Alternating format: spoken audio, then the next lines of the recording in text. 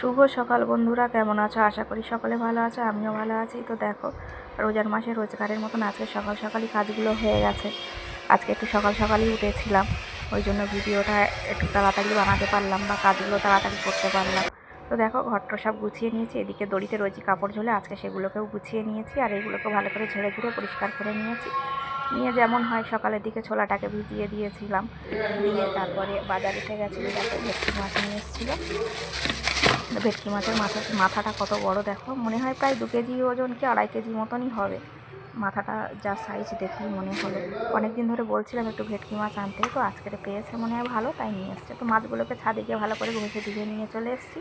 তো দেখো, আর এখানে 4 পিস মাছ নিয়ে নিয়েছি, যেটা আমি রান্না করবো আজকে। আমি ভালো করে ভাজি করবো বলে 4 পিস মাছ নিয়েছি। বাকিগুলো ফ্রিজে রেখে দেবো পরের দিনে রান্নার জন্য। তো দেখো, কড়াইতে তেল দিয়ে দিয়েছি, তেল গরম হয়ে গেছে, মাছগুলোকে এক এক করে ভেজে নিচ্ছি।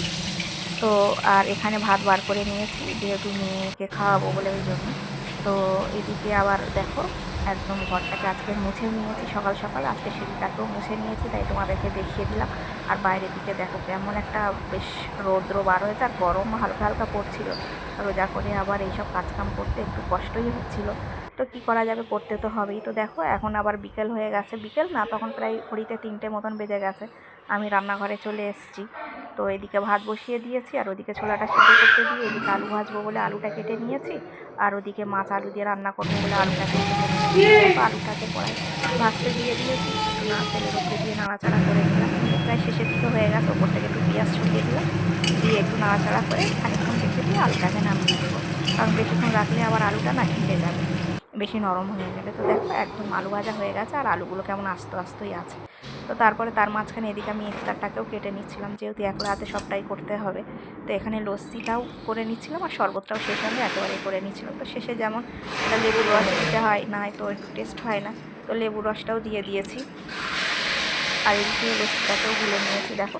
তো আর এদিকে আমার মেয়ে দেখো, শরবতটাকেও নাড়ছে, আবার লস্যিটাতেও দেখো, এই দেখো, এই দেখো, এই দেখো কেমন দুষ্টুমি করে দেখো। তারপরে এদিকে আবার মাছ আলুর ঝোল করবো বলে দেখো, তেল পেঁয়াজটা লাল করে নিচ্ছি। তেল পেঁয়াজটা লাল করে নিচ্ছি, দিয়ে দেখো টমাটার আলু দিয়ে ভালো করে নেড়ে নিচ্ছি, ভালো করে নেড়ে নিচ্ছি।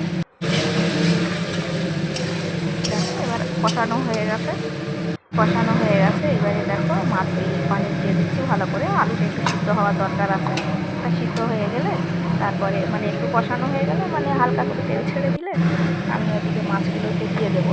এই দেখো, এবার মাছ দেবো। ওদিকে ভাতও হয়ে গেছে, নামিয়ে রেখেছিলাম খানিকক্ষণ, দিয়ে ভাতটা ফুটে গেছে। তার মাঝখানে আমি এখানে আবার পেঁয়াজি করবো বলে বেসনটাকে মেখে রেখেছি, ওখানে চপ করবো বলেও বেসনটাকে করে রেখেছি।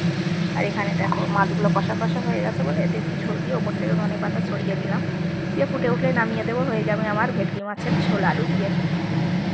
তারপর দেখো, কড়াই তেল গরম হয়ে গেছে, এখানে বেগুনি করছি। তো আজকের বেগুনিগুলো খুব সুন্দরই হয়েছিল, একদম গোল গোল ফোলা ফোলা ট্যাপা ট্যাপা, জানো। আমি মানে ফার্স্টবার এত সুন্দর আমার বেগুনি হলো, কারণ আগে করছি এত সুন্দর হয় না। তো ওদিকে পেঁয়াজিও ভাজছিলাম, আর সেই সঙ্গে এদিকে আজকে আবার একটু ছোলা রান্না করব। কালকে মাখিয়েছিলাম, তো আমার কর্তামশাই খাইনি, বলছিল মজা লাগেনি, ও টক খেতে পারে না। তো ওই জন্য বললো আমাকে একটু রান্না করে দাও, তো ওর জন্য ছোলা রান্না করলাম। তো দেখো, এখানে আমার সব কিছুই হয়ে গেছে, প্রায় ইফতার পুরো রেডি করে নিয়ে ফাইনাল লুক তোমাদেরকে দেখিয়ে দিলাম। কেমন হয়েছে বন্ধুরা একটু জানিও। আর রোজার মাসে তো অনেকটাই কাজের চাপ হয়ে যায় সকাল বিকেল মিলিয়ে। তো যাই হোক, ভিডিওটা যদি ভালো লাগে একটু লাইক, শেয়ার, কমেন্ট আর অবশ্যই আমার চ্যানেলটাকে একটু সাবস্ক্রাইব করে দিই।